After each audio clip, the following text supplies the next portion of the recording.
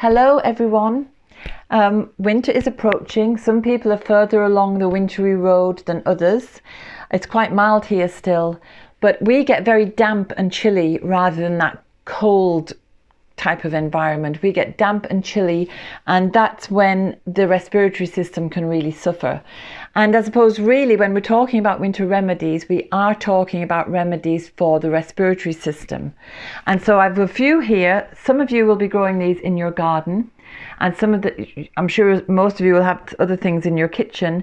But before I talk about the natural antibiotics for winter ailments, I'd just like to say that the video last Sunday got a lot of response from people, and we had hundreds and hundreds of comments, which were absolutely wonderful. And thank you so much for taking the time, but thanks also for the tips and the ideas and suggestions. And I especially loved one from Barbara, who said she didn't feel she could do anything for the big problems in the world, but she could focus on the little problems close to home within the community. It might be just cleaning up litter. And she said that she hoped that by doing something there, it would ripple out into the world and have a knock-on effect. And then just by chance, I was watching Pam Gregory, the astrologer, and she referred to Paul Levi, who is a quantum physicist. And she explained that his theory is that everything is possible and probable. Everything is there in the ether, in a kind of ghost world, waiting to be concretized. And the way it becomes concretized or manifest in this world is by our focus. So the more we focus on things, the more concrete they become. So I just think, following Barbara's idea, if we just focus on what is right within our community and within our own lives, we can make things better without worrying about the bigger things that are going on. And I think it will have a ripple effect. That's not to say we completely ignore all the big stuff that we're unhappy with. We just imagine it in a more positive way. We imagine the outcome that we want. If the bad things pop into your head, just imagine them reversed, so that instead of seeing, say, a city that's been turned into rubble, imagine how beautiful it would be when it's restored with fountains and green parks and beautiful buildings, and keep that in mind instead. And just to say, reading all the comments, I really felt that I was part of a wonderful community, an international community of like-minded people, and it is such an uplift to feel like that and to read those comments and to know that you're not alone. But anyway, let's get on to the physical health. So for winter, let's have a look at thyme. Thyme is one of my favorites. It's my number one winter remedy. It's antimicrobial. It's delicious, it's aromatic, and it's been used from absolute millennia. Forever, people have used thyme to ward off the ill humours that might affect them. I use it as a tea or a tincture, and I put it into my food, but you could burn it as well. The smoke itself is incredibly cleansing. And in scientific research, when they've burned thyme, it used to be burned in hospitals years and years ago, they discovered that something like 98% of the microbes that were harmful were cleared away, and the room remained clear for about 2 weeks. So it's a real brilliant ally to have in your winter apothecary in whatever form you like. I infuse it in honey, I make oxymels with it, I make cough syrups, and it's just wonderful. I use it at the first sign of anything happening, and usually it never develops any further. You wake up the next day and you're back to normal. Likewise, sage, another wonderfully aromatic and wonderful herb for cooking. It's also antimicrobial and it's antiseptic. And this sage is absolutely amazing for any throat issues.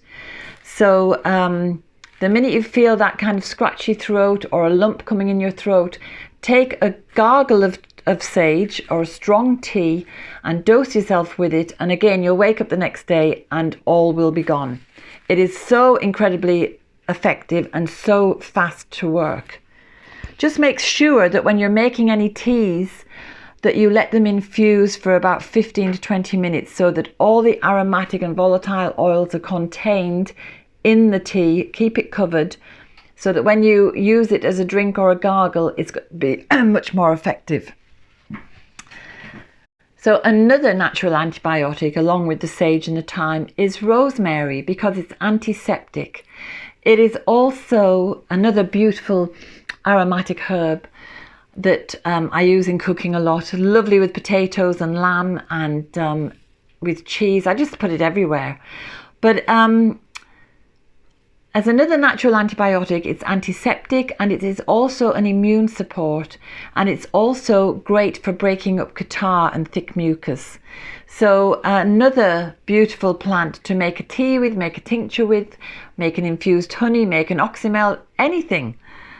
Lemon balm is another natural antibiotic because it's an antiviral, and it is another beautifully aromatic, fragrant plant. It's in the mint family. It's delicious in a tea, or you can make any of the other medicines with it. But it's also a nervine. So if you're the sort of person who stresses over being ill, or sometimes becomes ill because you're stressed, and maybe you can't sleep properly, you're having trouble, lemon balm is going to soothe the nerves, soothe the anxiety and stress, so that your immune system can work to protect you. So you could combine the lemon balm and the rosemary, because this is an immune support and this is a nervine, so it's a nervous system support. So they are just some of the wonderfully aromatic plants that you can be growing in your garden. You may have them already and just think they're for cooking, but all the herbs that you use for cooking tend to be natural antibiotics, because they have these volatile oils and they have these actions in the way that they work in the body to relieve us of any respiratory ailments. So what else could we find in our kitchen cupboard? We could find ginger, which is another herbal remedy, and ginger is also antiseptic. Some people, I've seen a lot of stuff about ginger recently on the internet. Some people believe ginger is all you ever need because it's a stimulant. It's going to get right through the body. It breaks things up. So it's going to break up catarrh. It's going to break up sluggish blood. It's going to make your blood move around better, so that you feel warmer.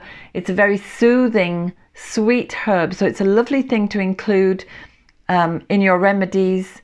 And we all know that lemon and ginger and honey is a brilliant remedy.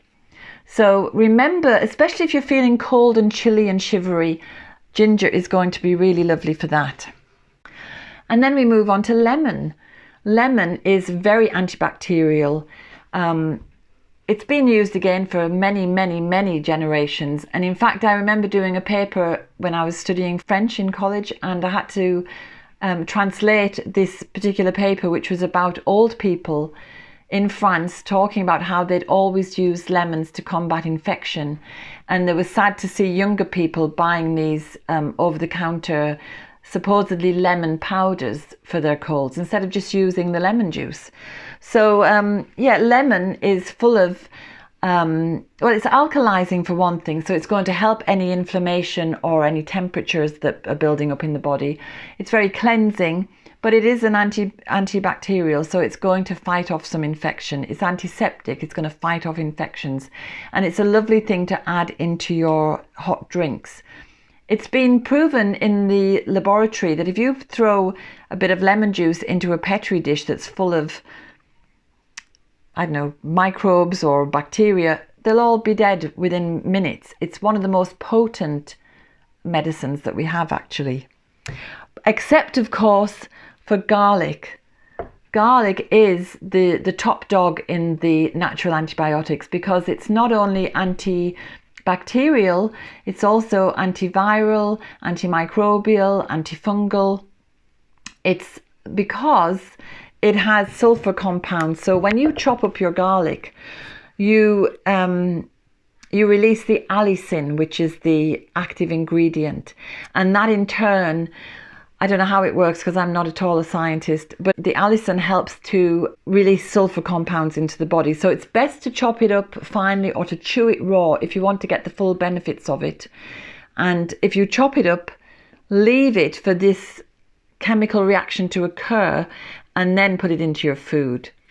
And leave it to the last minute so that the heat doesn't damage it. But I've done a video about garlic, so you can have a look if you want to. So yeah, garlic is incredible. All of these remedies can be used for other purposes as well, of course. Topical injuries or ailments, as well as other problems. But I'm just talking about them now in terms of them being natural antibiotics for winter ailments. And we're very blessed. We have our own honey, our first harvest, and honey of course is antibacterial as well, and it's another natural antibiotic. So you can put any of these things into honey and it just makes it a real power dose of medicine. You could also use apple cider vinegar. So there are lots of things to be found in the kitchen cupboards, in the pantry, as well as in the garden.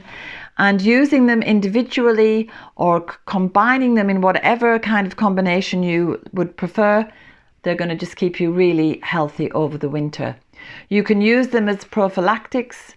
If you want to do that, I'd just include them in your food. And then if you do get that little warning of a scratchy throat or just feeling a bit tired and achy, then go for the thyme or the sage or the rosemary and the garlic. So I hope that's helpful to you. I hope you'll be able to look after yourself this winter, because already I've heard of a few people with the flu and it's only just the turn of the season. So it's best to be prepared. As they say, prevention is better than a cure. So keep your things close to hand, keep your larder stocked and stay healthy this winter. So if you have any of your own home remedies, please share in the comments below, and look forward to hearing from you. Thanks for watching. See you next week.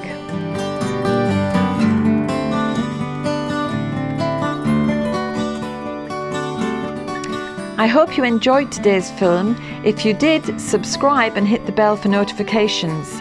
And have a look at the website danusirishherbgarden.com for more information about us and about the herbal medicine courses I offer and the Wise Woman Way training. And if you go to the shop, you can find the books, the weed handbooks and other herbal goodies. And remember, we put a new film out every Sunday. So looking forward to seeing you next week.